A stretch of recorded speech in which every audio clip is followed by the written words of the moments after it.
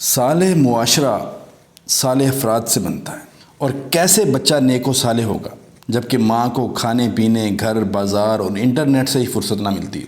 بچہ کیسے حافظ قرآن اور عالم بعمل بنے جبکہ اس کے والدین کو فیس بک پر گھنٹوں فضول چیٹنگ کرنے کی فرصت تو ہو، لیکن بچے کو آدھا گھنٹہ قرآن شریف کا ایک آدھا صفحہ یا حدیث شریف یاد کروانے کے لیے ٹائم ہی نہ ملتا ہو؟ بچہ نیک کیسے بنے گا جبکہ اس کے والدین بچے کو روز تھوڑی دیر بھی نیک لوگوں کے سبق آمیز واقعات سنانے کی فرصت ہی نہ پائیں؟ بچے میں قائدانہ صلاحیت اور قابلیت کیسے پیدا ہوگی جبکہ گھر کا سارا بجٹ میک اپ اور پرتعیش اشیاء میں خرچ ہو جاتا ہو، اور گھڑ سواری، تیر اندازی اور تیراکی سیکھنے کی گھر کے بجٹ میں کوئی گنجائش نہ رکھی جائے؟ بچے میں دور اندیشی اور بردباری جیسے جوہر کہاں سے پیدا ہوں گے جبکہ اس کے روز و شب بیکار ویڈیو گیمز اور واہیات کارٹون دیکھنے میں گزرتے ہیں؟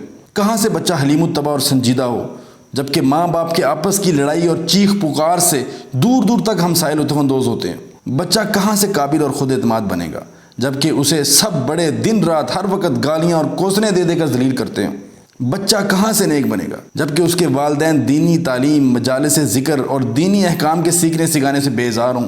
بچہ کیسے نیک بن سکتا ہے جب باپ کو بچے کی تعلیم دلانے اور ماں کی تربیت میں ہاتھ بٹانے کی فرصت ہی نہ ہو؟ بچہ کہاں سے نیک و صالح بنے گا جبکہ ماں باپ کا مقصد زندگی صرف ظاہری دکھاوا اور شوشہ ہی ہو اور ان کو دین، نماز اور قرآن سے کوئی سروکار نہ ہو؟ یاد رکھیں، ماں باپ کی صحیح تربیت میں ہی نسلوں کی درستگی ہے اور اسی میں ہے پوری امت کی بہتری اور فلاح۔